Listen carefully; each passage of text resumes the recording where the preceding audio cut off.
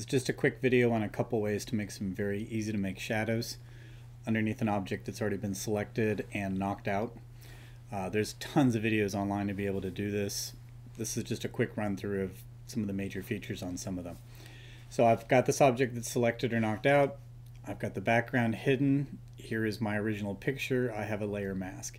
If I want to access this selection, I don't have to go back and use the selection tools and do that again. I can just move my tool over onto the layer palette. And when it shows up on some of the individual layers, it turns into kind of a "we're number one" icon with a big forefinger pointing out.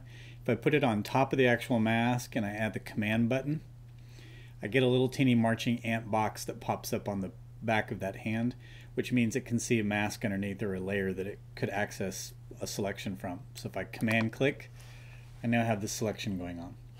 If I was to come over to the bottom of the layer palette and I click on this icon box right here, which is for a create a new layer, looks like a post-it note, I'll get a brand new blank layer, and it's transparent because it has little teeny gray and white boxes on it. If I then go up to edit and fill, that's one way I can do this. I could change the contents to be black and click OK, and it's going to go ahead and fill that object with the black color.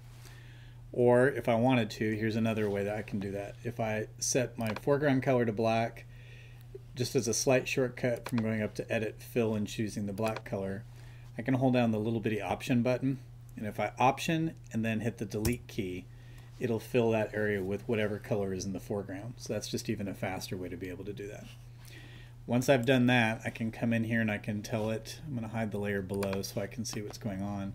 I can go filter, blur, Gaussian blur, which is probably the most common one to use. I'm going to set my pixel radius just for this at 33 pixels, which I'm going to do for all of these, and then click OK. Then I can come back and grab the layer and actually push and hold and put it underneath my layer with my knocked out guy, and I know it's going there right now because I've got kind of a double line below that layer in that palette.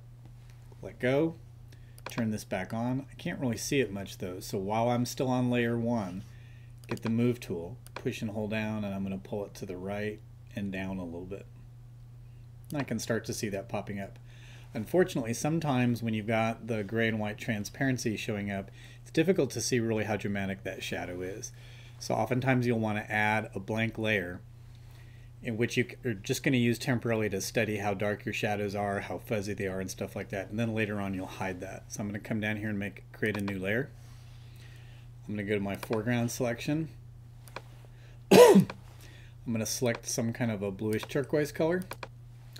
I'm going to hit Command A to select all of that blank layer too. Hold down Option and hit Delete as the shortcut. And then Command D to deselect. And I'm going to move that underneath. Now I have a better idea of what my shadow is actually looking like.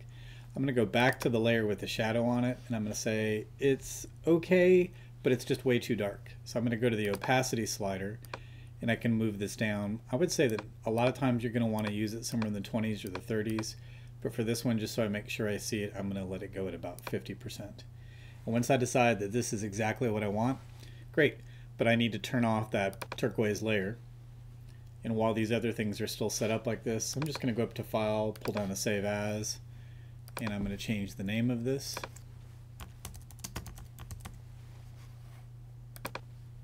There we go. Now if I was to import this into Illustrator, InDesign, or into a different Photoshop document, this guy's coming in, he's going to knock out the background. My little drop shadow is going to come along for the ride too, and it'll add to whatever color I have underneath on that other document. So if I put it on a white background in InDesign, you'll see the gray shadow on top of white, or if I was to make a blue background or red background, in one of those programs I'll still be able to see the drop shadow. I'm going to close him, and I'm going to go back and reopen the original. I'm going to go ahead on this one, and I'm going to make kind of a hand-drawn little shadow underneath his feet. So I'm going to make a new layer. I could either come up in here and I could select the elliptical marquee tool and draw a little teeny circle, or I could just come up in here and grab the lasso tool, and I'm going to draw an object that's just kind of round. It doesn't really matter what it's going to look like. I'm going to put that foot forward a little bit more. When I get back here, I'm going to let go. This is going to be blurred, so how precise this selection is probably doesn't really matter. I'm still on a blank layer.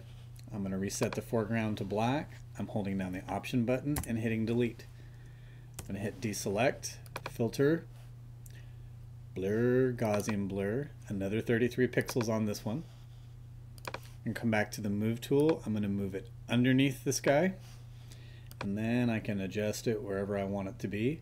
If for some reason it wasn't big enough or it was too deep or something, I can go up to Edit, Free Transform, and then I can pull up to stretch the thing out, or I could squish it down so it was almost a line.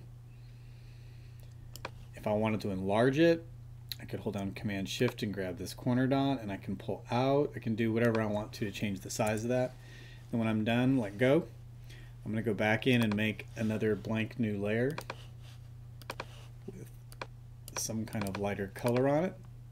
Select, Option Delete on that layer, Command D to deselect it, pull it down underneath that layer, and then again I have a better idea of what it's looking like. And I can come back in here and again change the opacity to some lighter number to decide, yep, that's about what I had in mind. Hide my extra layer. Again, I'm ready to just go up to File, Save As, change the name on this one.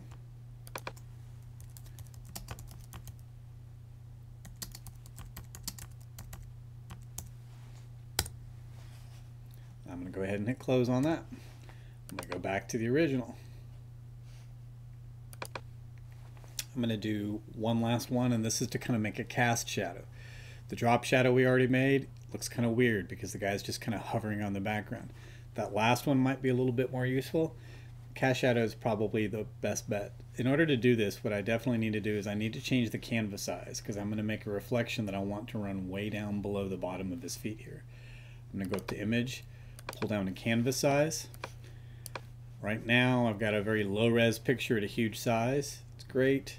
I'm going to basically double this. So I'm going to click up here on this top dot to say that when I double this to about 40 inches, that I would rather it push the additional space down rather than if I left it here, it's going to put half that distance here and half the distance at the bottom. I'm going to go ahead and make this thing be just a tiny bit wider too.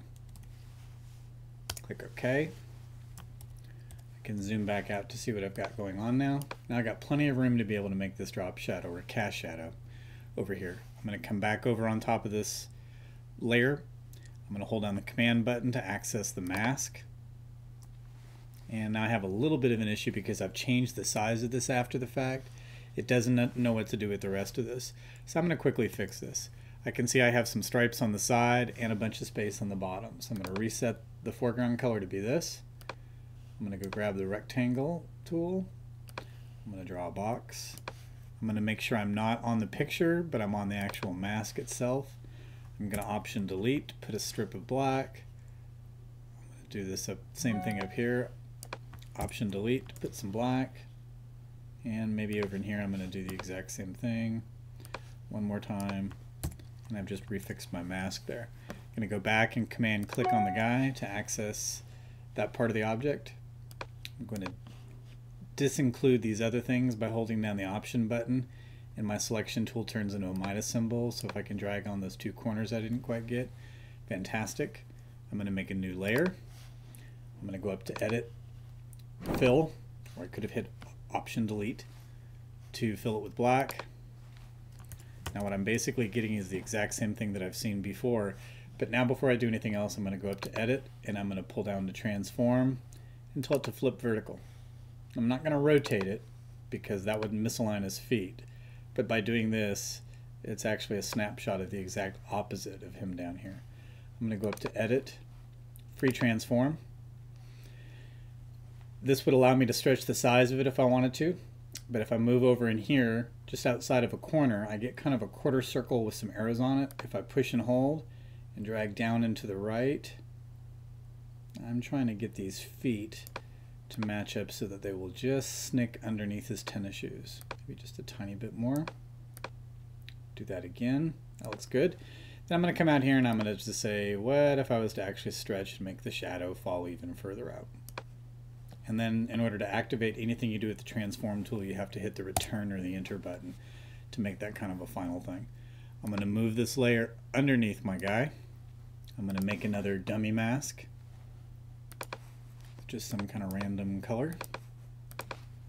I'm going to select all, Option Delete to fill it with that color, put it underneath the shadow. I'm going to come back to the shadow and I'm going to go ahead and blur this again. This time you might not want to blur it quite so much, but just to make it simple, I'm going to go ahead and do that. Now I got one more thing I need to do before I even come in here and adjust the opacity down to something lighter, and that is the further away from his body, the more the shadow is going to kind of disappear. So it's going to be darker much closer to his feet. Didn't need to worry about that so much on the other ones because it was pretty close to him. This one, the shadow was quite a bit further away from him. So what I'm going to do is I need to make a gradient mask. So on this particular layer, I need to mask so that it fades to be lighter down here than it is over here.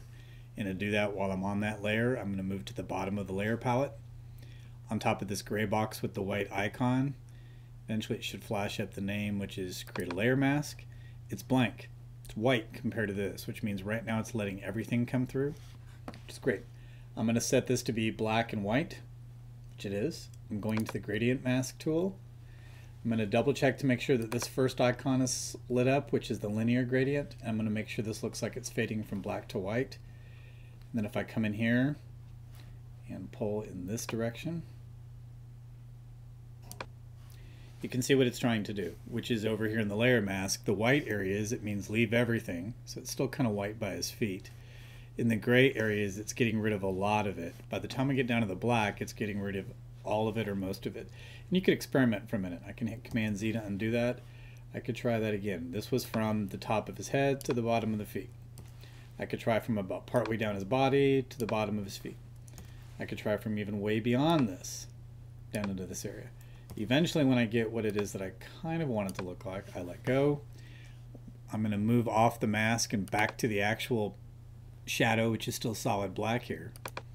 And I'm going to slide the opacity down slightly until I have a better idea of what I'm getting.